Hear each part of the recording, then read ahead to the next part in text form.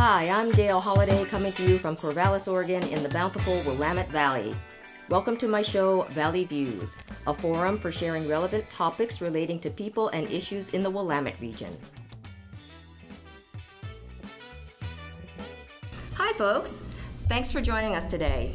I'm here today with Dharma Mirza, mother of the House of Dharma and a community advocate and educator in the Willamette Valley. She's here to talk about the upcoming 2018 Corvallis Pride Festival. Welcome, Dharma.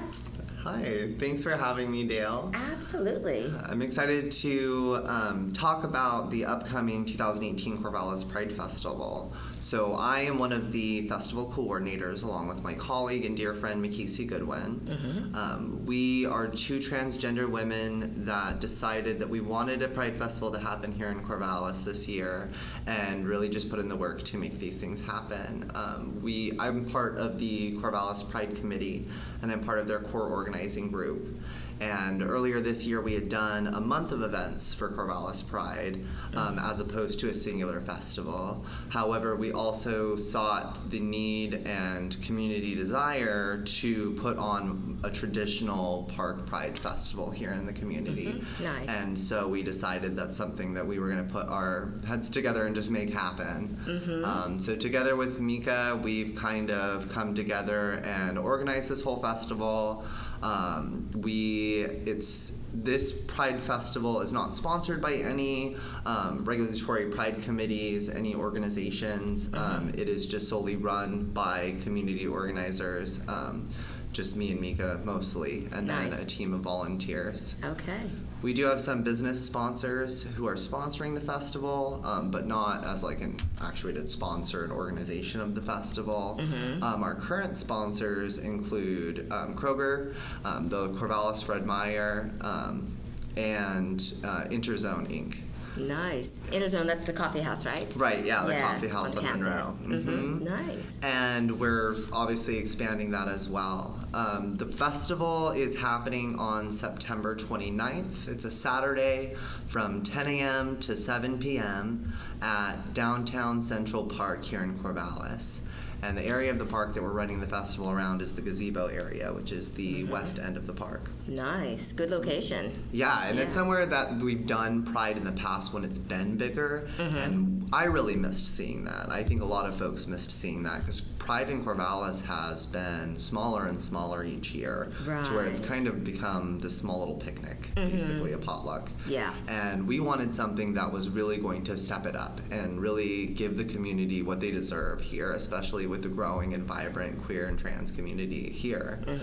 I've been organizing queer events here since 2014. That's when I founded the House of Dharma, which has now become Corvallis' biggest drag family. Nice. And I'm one of the biggest producers of queer and trans events here in the region. I'm doing at least 1 or 2 monthly events here in the valley. And so I decided to kind of leverage a lot of those connections that I had to really make this happen. Yeah. We decided on some really important things that we wanted to happen with the festival, a large one being that all of this is going to be free for the community. We wanted to make sure that nobody would be left out through financial marginalization, because queer and trans folks are already particularly marginalized financially, and we didn't want to make that a barrier. So even the registration for the vendors and exhibitors has been completely free. Great, yeah. To encourage people's involvement and to get those resource organizations who want to be involved. Nice. Well, I'm hearing some really good things about it. Can you tell us a little bit about some of the organizations that might have tables or so we currently have over 20 booths and vendor displays registered, and we're accepting registrations through September. Okay.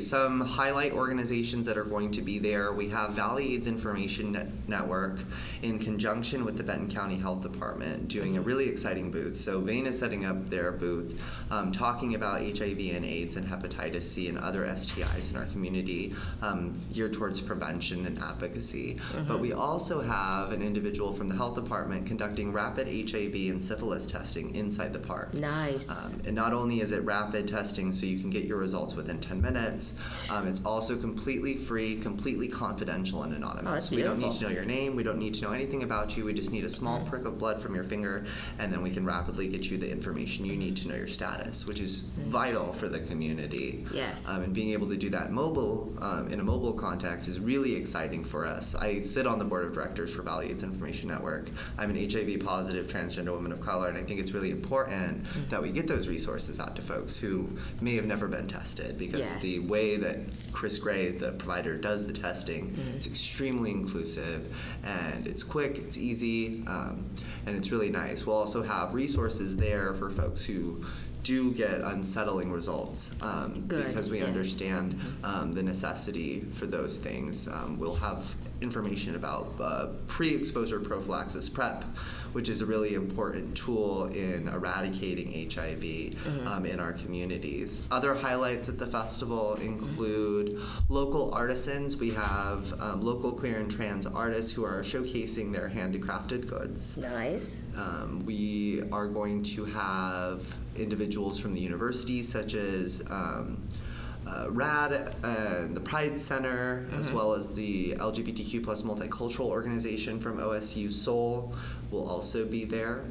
Wonderful. And then we also have a myriad of other social service providers like Cardiva, the American Suicide Prevention Foundation, and Jackson Street Youth Services. And for people who might not be familiar with Willamette Valley, the Cardiva is the Center for Against Rape and Domestic Violence. Domestic violence, yeah, very good. Yeah, so we have, and that's only cutting the surface of who's going to be there. We also have a really large entertainment package set up. We'll have entertainment throughout the entirety of the day, including live DJs who are queer and from the community. We have local bands playing towards the end of the festival. This is going to be a great festival. We of course have a big drag show organized by the House of Dharma, but including a lot of folks from around the region and outside of Corvallis.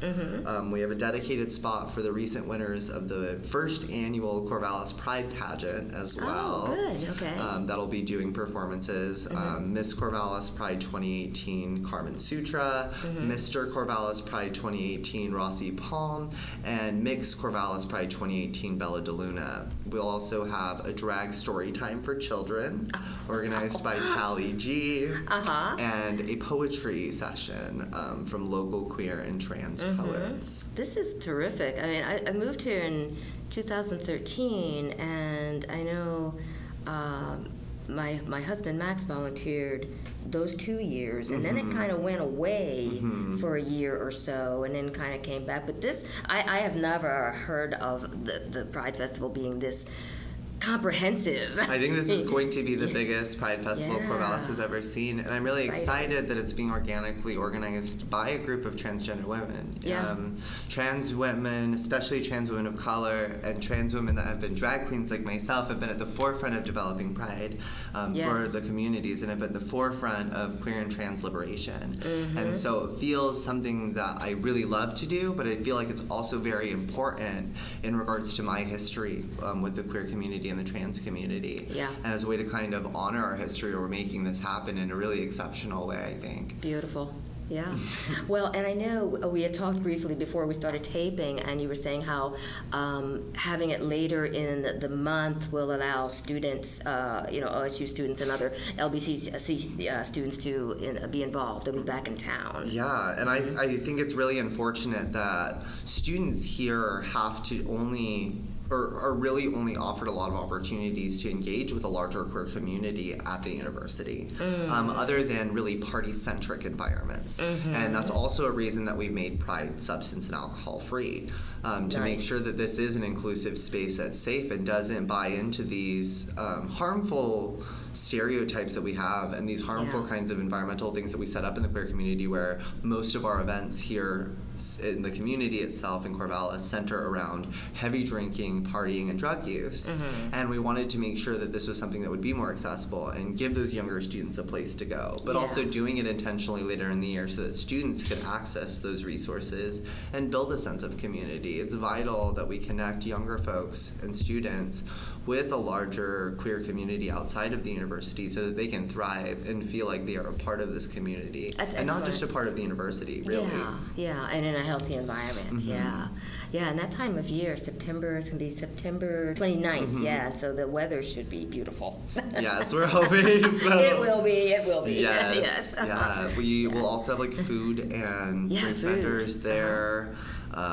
We're still looking for vendors, so folks that know folks in the area that want to be involved, send them our way. We are also building a team of volunteers and vendors. However, we could always use more support. Any kind of event like this, it's a big community event, can use the support of the community. And folks can get involved by emailing us at corvallispridefestival@gmail.com. Okay. We also have a Facebook event that has links for vendor registration, volunteer registration. Beautiful. Under the event name 2018 Corvallis Pride Festival, but folks can also email us. Okay, and I want you to give that email address again. Yeah, it's corvallispridefestival@gmail.com. Beautiful. Okay, so if people are out there in the listening audience that want to get involved with this festival, still have plenty of time to do that. And certainly if you have can come here to Corvallis on that day, on Saturday, September 29th. It's going to be from 10 a.m. to 7 p.m., so we'd love to have people come from outside the area and the greater listening audience. Yeah. Well, is there anything you'd want to add? We're kind of at our last minutes here. Yeah, I guess the last most exciting thing is that we're rolling out the very first city-run trans service program at Pride. Oh, okay. I've worked with the City of Corvallis to develop a gender-reaffirming clothing program, and we're going to start accepting donations at the Pride Festival. The City of Corvallis Parks and Rec will have a booth there accepting clothing donations for new and gently used items. Yes.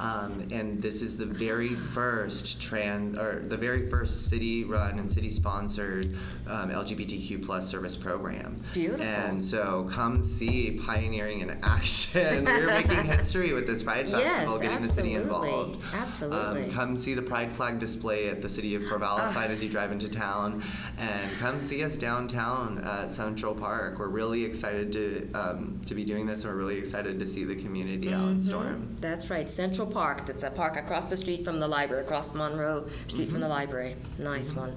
Wow.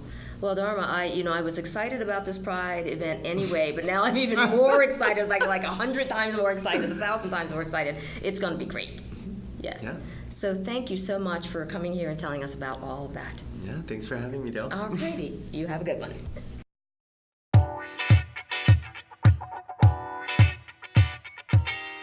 You've been listening to Valley Views.